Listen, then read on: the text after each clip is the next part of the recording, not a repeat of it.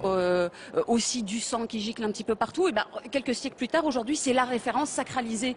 Vous voyez. Donc, ce qui, d'une certaine façon, était considéré hier comme un peu facile, ressort un peu facile dramaturgiquement parlant. Aujourd'hui, c'est considéré comme du théâtre politique avec un grand P. Alors, pour faire un petit tour de table, en tout cas avant de le faire, on va voir le point de vue de Serge Gorielli, interviewé par Philippe Courteil sur ce sujet, justement.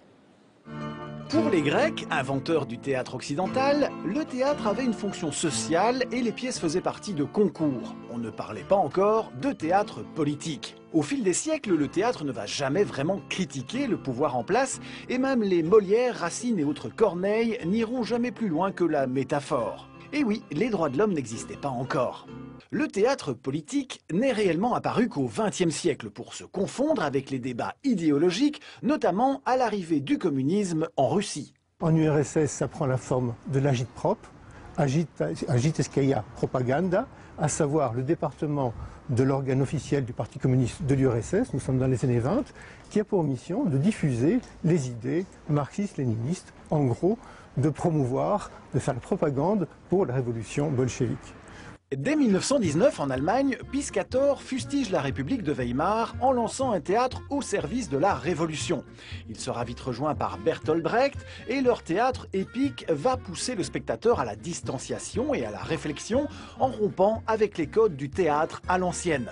Leur critique du pouvoir est virulente et frontale.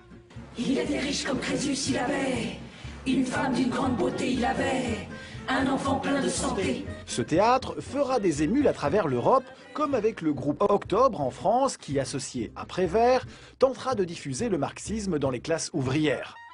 Après la Seconde Guerre mondiale, la guerre froide restera un bon terreau pour le théâtre politique, même s'il devient moins révolutionnaire.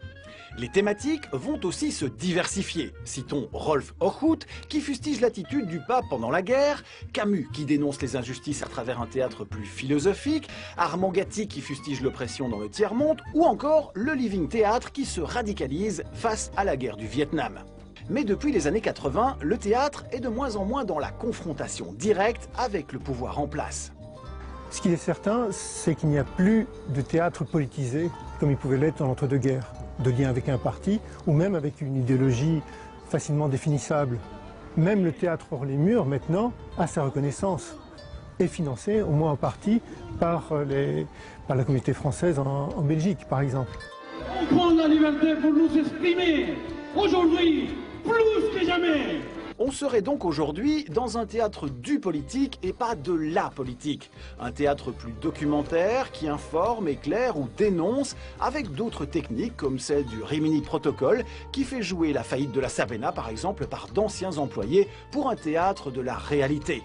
Aujourd'hui, les styles théâtraux sont extrêmement diversifiés, mais aucun d'entre eux n'appelle réellement à la révolte façon Bertolt Brecht. Il y a plein de mots dans le reportage, dans le petit sujet. Il y a théâtre politique, théâtre partisan, théâtre du politique, de la politique, théâtre engagé. Voilà, c'est la même chose.